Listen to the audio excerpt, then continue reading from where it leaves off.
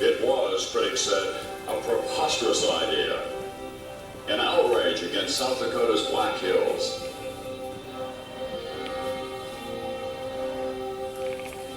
What arrogant stone carver could possibly improve upon God's mountain sculpture? But as the faces of the great men sprang lifelike from the mountain, Rushmore simply overwhelmed its critics and dazzled the world, just as the Republican ideals it honored had inspired and dazzled mankind in 1776.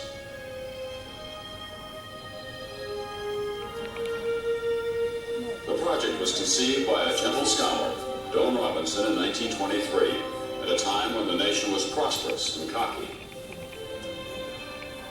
Robinson proposed that several granite spires in the Black Hills be carved into massive human figures. Lewis and Clark, Buffalo Bill Cody, Chief Red Cloud, or other Western heroes.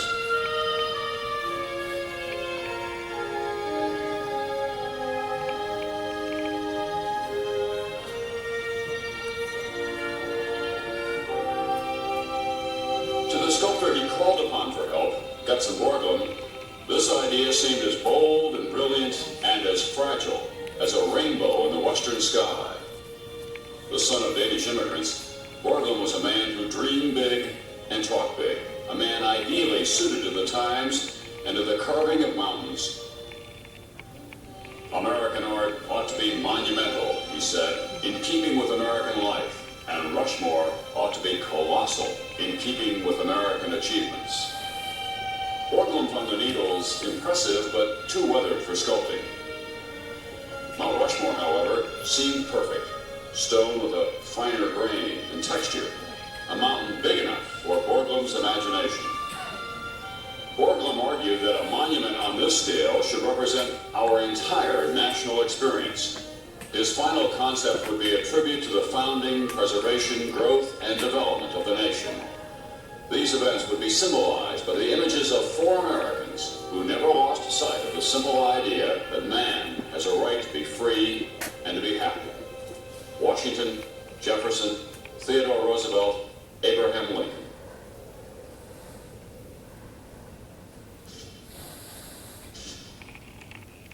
Jefferson had articulated the central idea of the American democracy. We hold these truths to be self-evident, he wrote in the Declaration of Independence, that all men are created equal, that they are endowed by their Creator with certain unalienable rights, that among these are life, liberty, and the pursuit of happiness. More than 20 years later, when Jefferson became president, the red-haired Virginian also proved to be a great nation builder. His purchase of the Louisiana Territory in 1803 opened the way to America's westward expansion.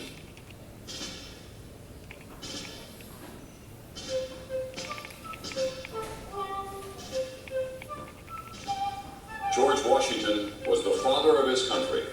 In the darkest hours of the Revolution, his courage and resolve seemed never to falter. By sheer force of character, he brought the nation victory in its War of Independence. There were some who wanted to crown him emperor, but Washington would have none of it, choosing instead to nurture, in his own words, the sacred fire of liberty. As our first president, Washington set about to make the lofty ideals of the Declaration of Independence work in practice. For his iron rectitude, for his inspired vision of the future of a free people, and for the dignity he brought to the office of the presidency, Washington will be remembered for as long as men dream of freedom.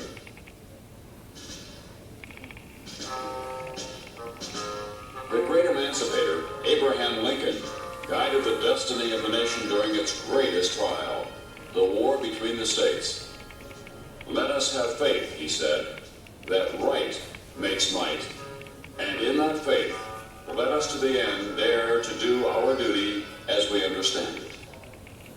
Lincoln was the prophet of America's permanence and of liberty, tolerance, and social justice for all our people.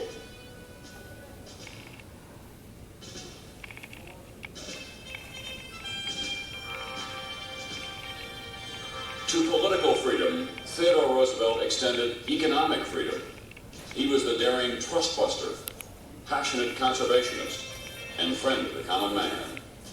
At a time when the U.S. was emerging as a world power, he led the march toward new frontiers, forging new links between east and west of the Panama Canal. We, here in America, hold in our hands the hopes of the world, he wrote, and shame and disgrace will be ours if in our eyes the light of high resolve is dimmed, if we trail in the dust the golden hopes of men. The mountain was dedicated August 10, 1927. The symbol of the moment was a set of drill bits handed to Portland by President Calvin Coolidge. With his customary showmanship, the sculptor put them right to work on the face of the mountain.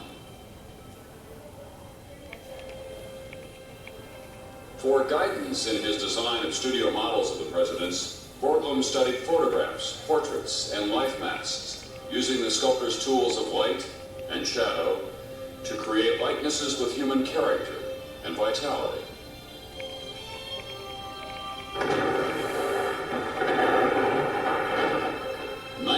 Of the monument was carved with dynamite. The surface stone was cracked and soft. Nearly 500,000 tons of rock were removed to reach granite solid enough for sculpting.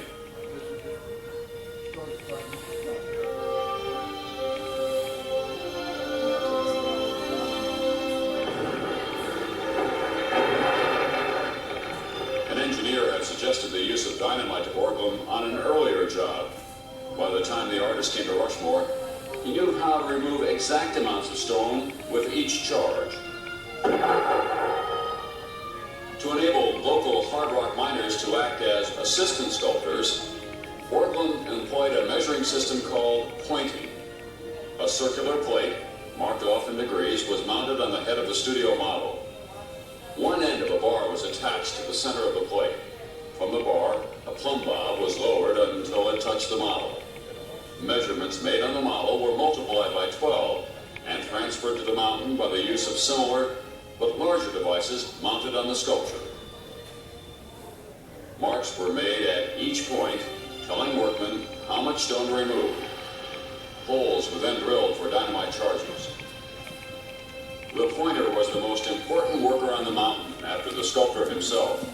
In addition to pointers, the construction crew included powdermen, winchmen, blacksmiths, haul boys, and as many drillers as the budget would allow at a given moment.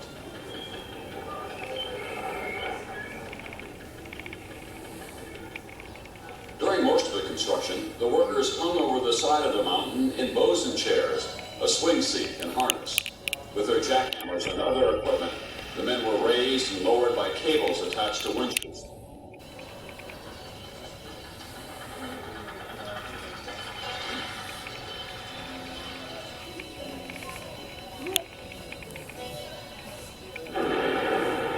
It was customary to blow off the morning's work at the noon lunch break, and to blast again at 4 o'clock when the ship ended for the day.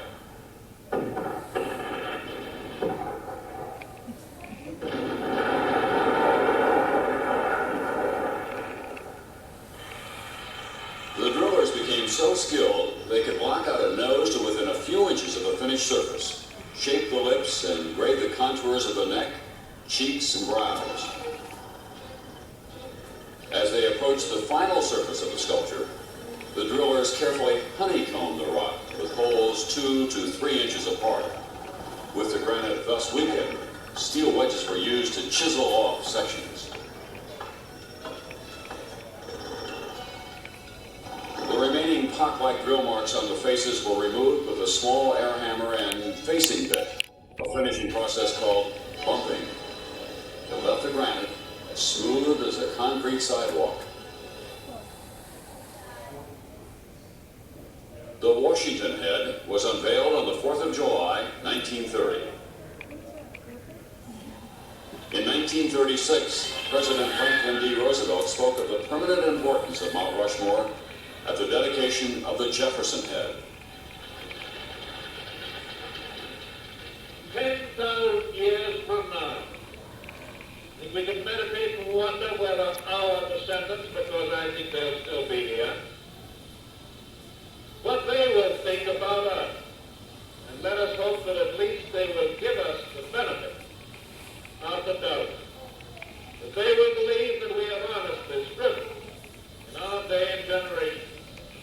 preserve for our descendants a decent land to live in and a decent form of government to operate under.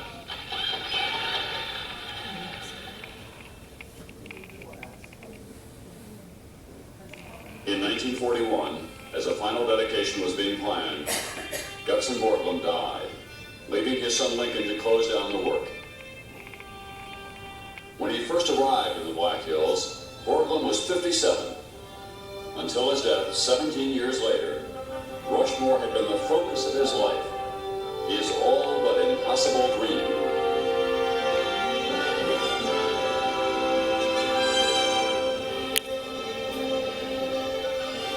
In both its conception and realization, Rushmore is uniquely American, proclaiming bold ideals and big aspirations, celebrating the spirit of our people and the sweep of our civilization, reminding us of the hope a democratic society offers to the future. It is a monument no less to the men who, working together, transformed a lofty dream into a colossal reality, a work of art for the ages. A monument's dimensions shall be determined by the importance to civilization of the events commemorated, Borglum had said when he began.